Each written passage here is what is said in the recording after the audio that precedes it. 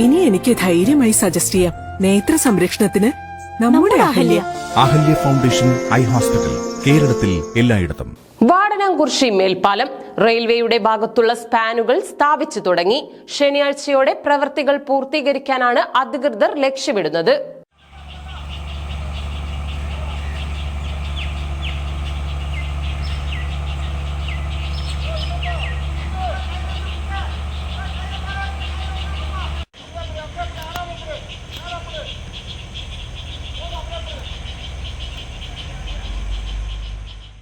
വാടനാംകുറിശി മേൽപ്പാലത്തിന്റെ നിർമ്മാണവുമായി ബന്ധപ്പെട്ട് റെയിൽവേയുടെ ഭാഗത്തുള്ള സ്പാനുകൾ സ്ഥാപിച്ചു തുടങ്ങി.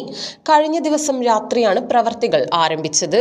5 ഗർട്ടറുകൾ ഉൾപ്പെടുന്ന സ്പാനുകളാണ് സ്ഥാപിക്കുന്നത്. ഗർട്ടർ സ്ഥാപിക്കുന്നതിന് പുറമെ അനുബന്ധ പ്രവർത്തനങ്ങൾ കൂടി നടപ്പാക്കാനുണ്ട്. ശനിയാഴ്ചയോടുകൂടി പ്രവർത്തികൾ പൂർത്തീകരിക്കാനാകുമെന്ന് അധികൃതർ അറിയിച്ചു. ഒരിടവേളയ്ക്ക് ശേഷമാണ് പാലത്തിന്റെ നിർമ്മാണ പ്രവർത്തനങ്ങൾ പുനരാരംഭിച്ചിരിക്കുന്നത്. പാലത്തിന്റെ നിർമ്മാണ പ്രവൃത്തികൾ വൈകുന്നതിൽ വ്യാപക പ്രതിഷേധങ്ങൾ ഉയർന്നിരുന്നു. ഈ പ്രവൃത്തി കൂടി പൂർത്തിയായാൽ പാലത്തിൽ സ്പാനുകൾ സ്ഥാപിക്കുന്ന പ്രവൃത്തികൾ പൂർണ്ണമാവും. ബാക്കിയുള്ള ഭാഗത്തെ സ്പാനുകൾ നേരത്തെ സ്ഥാപിച്ചിരുന്നു. ആ ഭാഗങ്ങളിൽ കോൺക്രീറ്റ് പ്രവൃത്തികളും പൂർത്തിയാക്കിയിട്ടുണ്ട്.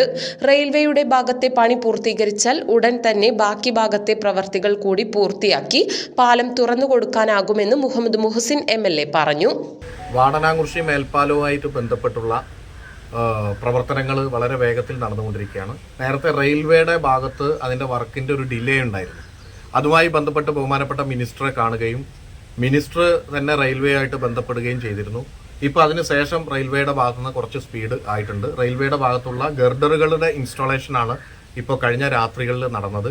ഈ രാത്രികളിൽ ഇൻസ്റ്റാൾ ചെയ്യാനുള്ള കാരണം അവിടെ ഇലക്ട്രിക് ലൈൻ കൂടി വരുന്നതിൻ്റെ പ്രവർത്തനങ്ങൾ നടക്കുന്നതുകൊണ്ടാണ് രാത്രിയാണ് ഇൻസ്റ്റാൾ ചെയ്യുന്നത് എന്ന് റെയിൽവേ അറിയിച്ചിരുന്നു. അത് രാത്രി ഇൻസ്റ്റാൾ ചെയ്തിട്ടുണ്ട്. ഇനി അനുബന്ധമായിട്ടുള്ള ചില പ്രവർത്തനങ്ങൾ കൂടി റെയിൽവേയുടെ ഭാഗത്തുനിന്ന് നടക്കാനുണ്ട്. അതുപോലെ തന്നെ കോൺക്രീറ്റ് ചെയ്യലടക്കമുള്ള പ്രവർത്തനങ്ങൾ, അതും ഡിലേ ആവരുത് എന്ന് നമ്മൾ ആവശ്യപ്പെട്ടിട്ടുണ്ട്. റെയിൽവേയുടെ ആ വർക്ക് കഴിയുമ്പോഴാണ് ഇപ്പോൾ ഇത് ഗർഡറുകൾ ഇൻസ്റ്റാൾ ചെയ്ത് കഴിഞ്ഞാലാണ് നമുക്ക് തുടർന്ന് ബാക്കിയുള്ള ഭാഗം, നിലവിലുള്ള കോൺട്രാക്ടർ ചെയ്യേണ്ട ഭാഗം, റെയിൽവേയുടെ മുകളിലുള്ള, അതായത് റെയിൽവേ ലൈനിന് മുകളിലുള്ളത് ഇന്ത്യൻ റെയിൽവേ നേരിട്ട് ടെൻഡർ വിളിച്ച് ചെയ്യുന്നതാണ്. ആ ഭാഗം ഈ കംപ്ലീറ്റ് ചെയ്യുമ്പോഴാണ് നമുക്ക് മറ്റു ഭാഗം കൂടി കണക്ട് ചെയ്യാൻ പറ്റുന്നത്. അപ്പോൾ മറ്റു ഭാഗത്തെ വർക്ക്, ഈ റെയിൽവേയുടെ അനുബന്ധ പ്രവർത്തനങ്ങൾ ഇപ്പോൾ 3-4 ദിവസം കൊണ്ട് ആ ഭാഗങ്ങൾ ചെയ്തു കഴിഞ്ഞാൽ മറ്റുള്ള വർക്കുകൾ കൂടി അതിൻ്റെ ഭാഗമായിട്ട് നടക്കും. കൂടാതെ ഇതിന് റെയിൽവേയുടെ ഭാഗത്തുനിന്ന് ഇനി ചെയ്യേണ്ടത് ഏറ്റവും പ്രധാനപ്പെട്ട കാര്യങ്ങൾ എന്ന് പറയുന്നത് നമ്മൾ കോൺക്രീറ്റ് ചെയ്യുക അടക്കമുള്ള അനുബന്ധമായിട്ടുള്ള പ്രവർത്തനങ്ങൾ നടക്കണം. അത് നടന്നു കഴിഞ്ഞാൽ നമുക്ക് നിലവിലുള്ള കോൺട്രാക്ടർ വെച്ചുകൊണ്ട് RBDCKയുടെ ബാക്കിയുള്ള ഭാഗങ്ങൾ, ഇപ്പോൾ റെയിൽവേ അപ്രോച്ച് റോഡ് കുറച്ച് ബുദ്ധിമുട്ടായിട്ടാണ് കിടക്കുന്നത്. ആ ഭാഗത്ത് ആണ് റീറ്റെയിനിങ് വാൾ വരുന്നത്. ആ റീറ്റെയിനിങ് വാൾ 3 മീറ്റർ താഴേക്ക് വലിയ ആഴത്തിൽ കുഴിയൊക്കെ എടുത്തിട്ടാണ് അത് ചെയ്യുന്നത്. അപ്പോൾ അതുമായി ബന്ധപ്പെട്ട് റോഡ് ബ്ലോക്ക് ചെയ്യേണ്ടി വരാനുള്ള സാധ്യതയുണ്ട്. അപ്പോൾ അത് ഏറ്റവും അവസാനത്തേക്കാണ് അത് മാറ്റിയിട്ടുള്ളത്.